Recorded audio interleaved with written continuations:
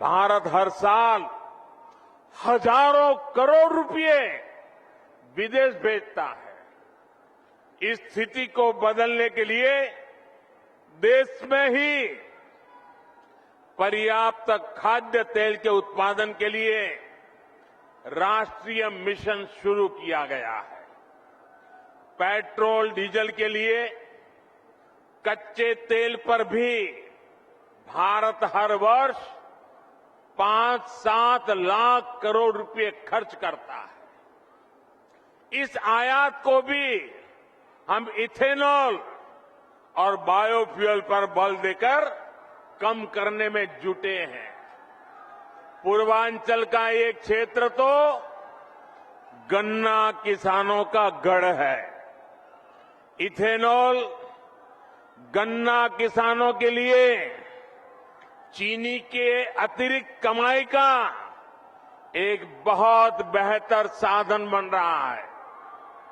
उत्तर प्रदेश में ही बायोफ्यूल बनाने के लिए अनेक फैक्ट्रियों पर काम चल रहा है। हमारी सरकार आने से पहले यूपी से सिर्फ 20 करोड़ लीटर इथेनॉल तेल कंपनियों को भेजा जाता था। आज करीब करीब 100 करोड़ लीटर इथेनॉल अकेले उत्तर प्रदेश के किसान भारत की तेल कंपनियों को भेज रहे हैं। पहले खाड़ी का तेल आता था, अब झाड़ी का भी तेल आने लगा है। मैं आज योगी जी सरकार के इस बात के लिए सराहना करूंगा कि उन्होंने गन्ना किसानों के लिए बीते सालों में अभूतपूर्व काम किया है।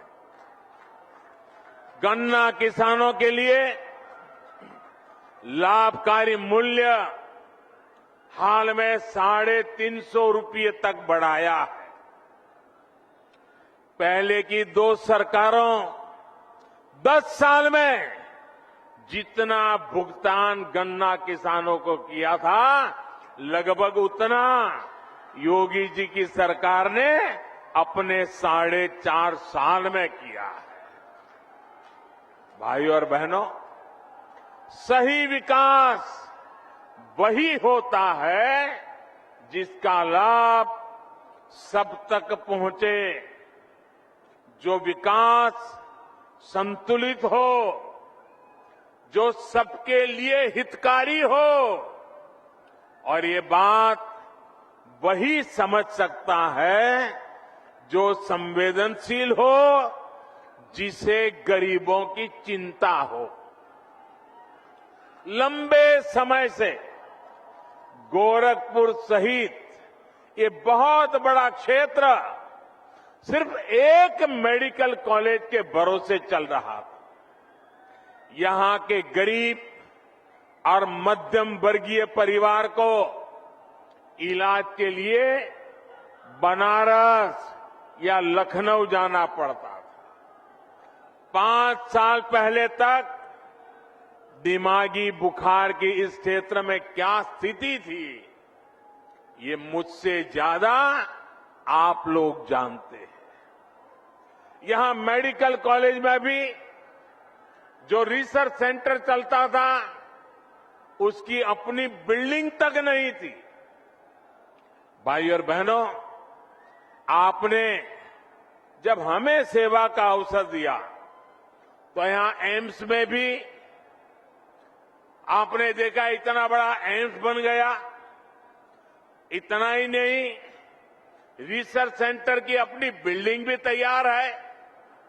जब मैं एम्स का शिलान्यास करने आया था, तब भी मैंने कहा था कि हम दिमागी बुखार से इस क्षेत्र को राहत दिलाने के लिए पूरी मेहनत करेंगे। हमने दिमागी बुखार फैलाने की वजह को दूर करने पर भी काम किया और इसके उपचार भी।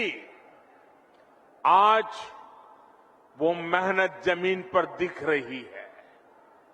आज गोरखपुर और बस्ती डिवीजन के 7 जिलों में दिमागी बुखार के मामले लगभग 90% तक कम हो चुके हैं। जो बच्चे बीमार होते भी हैं, उनमें से ज्यादा का जीवन बचा पाने में हमें सफलता मिल रही है। योगी सरकार ने इस क्षेत्र में जो काम किया है, उसकी चर्चा अब अंतर्राष्ट्रीय स्तर पर भी हो रही है। एम्स और आईसीएमआर रिसर्च सेंटर बनने से अब इंसेफ्लाइटिस से मुक्ति के अभियान को और मजबूती मिलेगी। इससे दूसरी संक्रामक बीमारियां, महामारियों के बीच उसके बचाव में भी यूपी को बहुत मदद मिलेगी।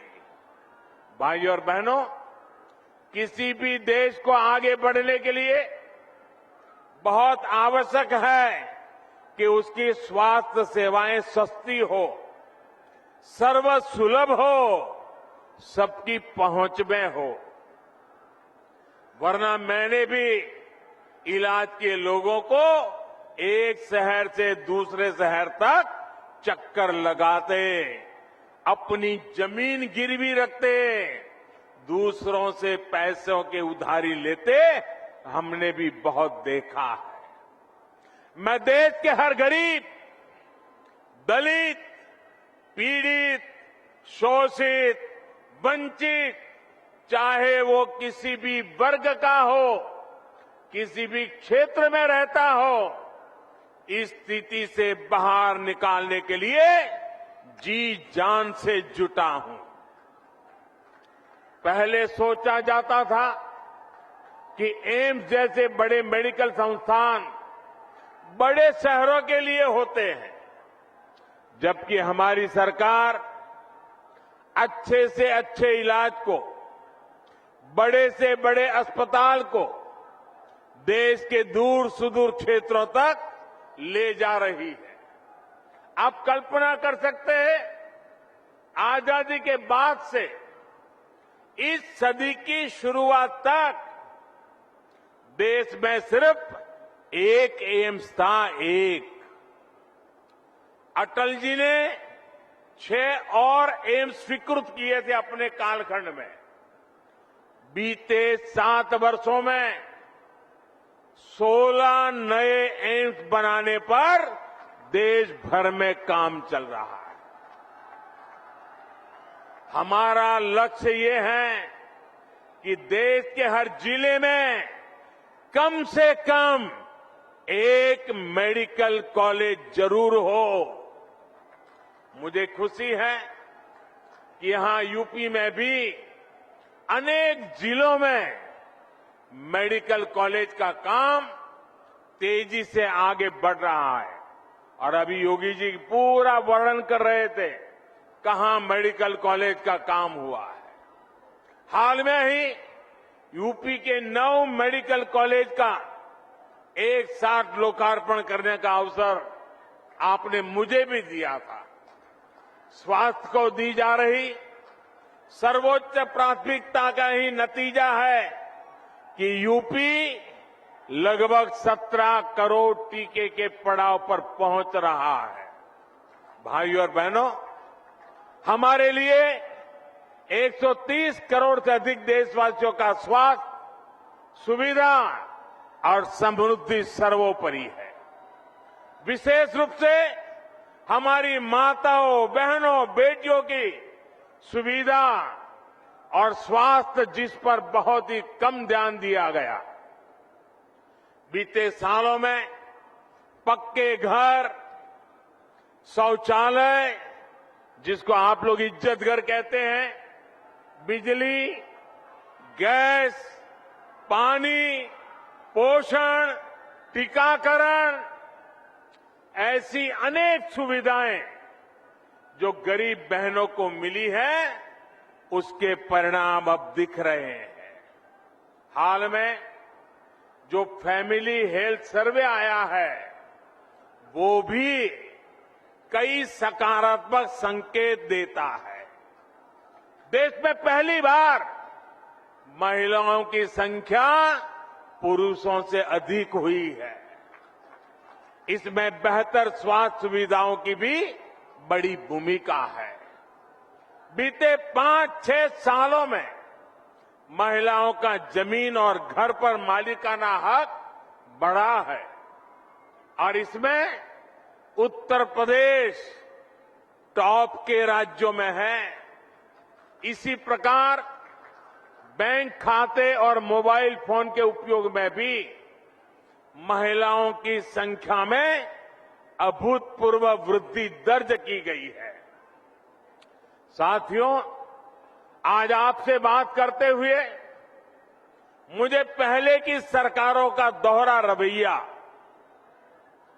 जनता से उनकी बेरुखी भी बार बार याद आ रही है। मैं इसका जिक्र भी आपसे जरूर करना चाहता हूं। सब जानते थे कि गोरखपुर का फर्टिलाइजर प्लांट इस पूरे क्षेत्र के किसानों के लिए, यहां रोजगार के लिए कितना जरूरी था, लेकिन पहले की सरकारों ने इसे शुरू करवाने में कोई दिलचस्पी नहीं दिखाई। सब जानते थे कि गोरखपुर में एम्स की मांग बरसों से हो रही थी, लेकिन 2017 से पहले जो सरकार चला रहे थे उन्होंने एम्स के लिए जमीन देने में हर तरह के बहाने बताए। मुझे याद है जब बात आर्या पार की हो गई तब बहुत बेमन से, बहुत मजबूरी में पहले की सरकार द्वारा गोरखपुर एम्स के लिए जमीन आवंटित की गई थी। साथियों, आज का ये कार्यक्रम उन लोगों को भी करारा जवाब दे रहा है जिन्हें टाइमिंग पर सवाल उठाने का बहुत शौक है। जब ऐसे प्रोजेक्ट पूरे होते हैं तो उनके पीछे बरसों की मेहनत होती है, दिन रात का परिश्रम होता है। ये लोग कभी इस बात को नहीं समझेंगे कि कोरोना के इस संकट काल में भी डबल इंजन की सरकार विकास में जुटी रही, उसने काम रुकने नहीं दिया। मेरे प्यारे भाइयों बहनों, लोहिया जी, जयप्रकाश नारायण जी के आदर्शों को, इन महापुरुषों के अनुशासन को ये लोग कब से छोड़ चुके हैं। आज पूरा यूपी भली भांति जानता है कि लाल टोपी वालों को लाल बत्ती से मतलब रहा है। उनको आपके दुख तकलीफ से कोई लेना देना नहीं है। ये लाल टोपी वालों को सत्ता चाहिए, घोटालों के लिए, अपनी तिजोरी भरने के लिए, अवैध कब्जों के लिए, माफियाओं को खुली छूट देने के लिए। लाल टोपी वालों को सरकार बनानी है आतंकवादियों पर मेहरबानी दिखाने के लिए, आतंकियों को जेल से छुड़ाने के लिए। और इसलिए याद रखिए, लाल टोपी वाले यूपी के लिए रेड अलर्ट है, रेड अलर्ट, यानी खतरे की घंटी है। साथियों, यूपी का गन्ना किसान नहीं भूल सकता है कि योगी जी के पहले की जो सरकार थी उसने कैसे गन्ना किसानों को पैसे के भुगतान में रुला दिया था। किस्तों में जो पैसा मिलता था उसमें भी महीनों का अंतर होता था। उत्तर प्रदेश में चीनी मिलों को लेकर कैसे कैसे खेल होते थे, क्या क्या घोटाले किए जाते थे, इससे पूर्वांचल और पूरे यूपी के लोग अच्छी तरह परिचित है। साथियों, हमारी डबल इंजन की सरकार आपकी सेवा करने में जुटी है, आपका जीवन आसान बनाने में जुटी है। भाइयों बहनों, आपको विरासत में जो मुसीबतें मिली हैं, हम नहीं चाहते हैं कि आपको ऐसी मुसीबतें विरासत में आपके संतानों को देने की नौबत आए। हम ये बदलाव लाना चाहते हैं। पहले की सरकारों के वो दिन भी देश ने देखे हैं जब अनाज होते हुए भी गरीबों को नहीं मिलता था। आज हमारी सरकार ने सरकारी गोदाम गरीबों के लिए खोल दिए हैं और योगी जी पूरी ताकत से हर घर अन्न पहुंचाने में जुटे हुए हैं। इसका लाभ यूपी के लगभग 15 करोड़ लोगों को हो रहा है। हाल ही में पीएम गरीब कल्याण अन्न योजना को होली से आगे तक के लिए बढ़ा दिया गया है। साथियों, पहले बिजली सप्लाई के मामले में यूपी के कुछ जिले वीआईपी थे, वीआईपी।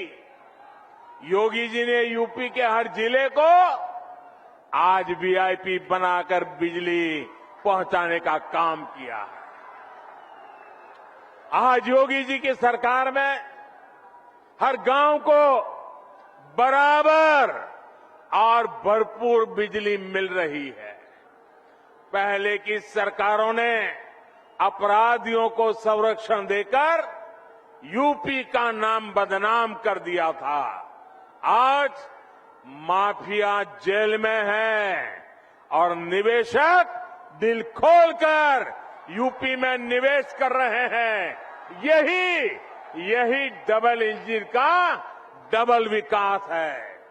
इसलिए डबल इंजन की सरकार पर यूपी को विश्वास है। आपका ये आशीर्वाद हमें मिलता रहेगा। इसी अपेक्षा के साथ एक बार फिर से आप सबको बहुत बहुत बधाई। मेरे साथ जोर से बोलिए, भारत माता की, भारत माता की, भारत माता की। बहुत बहुत धन्यवाद।